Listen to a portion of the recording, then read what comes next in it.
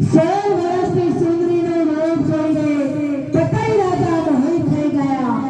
માની પાછળ પાછળ ફરવા લાગ્યા. માં પતાઈને જોઈને કહેવા લાગ્યા, આ દિવસ રાત ભક્તિ કરવા વાળો પતાઈ આવો કેમ અનોખો લાગે છે.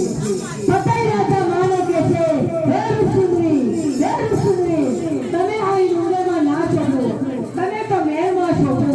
હે સુંદરી, પાવાગઢનો રાજ મહેલ તમારી રાહ જોઈ રહ્યો છે. માં કહે છે, માગ પતાઈ રાજા, તું માગે તેવું આપું. તું કહે તો રીતિ સિદ્ધિના ભંડાર ભરી દઉં. તું કહે તો હાથી ઘોડા ઝૂલતા આપી દઉં. ઘેરું ગુજરાત પણ આપી દઉં. પણ પતાઈ રાજા, તું મને રાજમહેલમાં લઈ જવાની જીદ છોડી દે. પતાઈ રાજા કહે છે, હે સુંદરી, હું કોણ? પાવાગઢનો રાજવી. મારે ધન દોલતની કોઈ ખોટ નથી. મારે ખોટ છે પતરાની.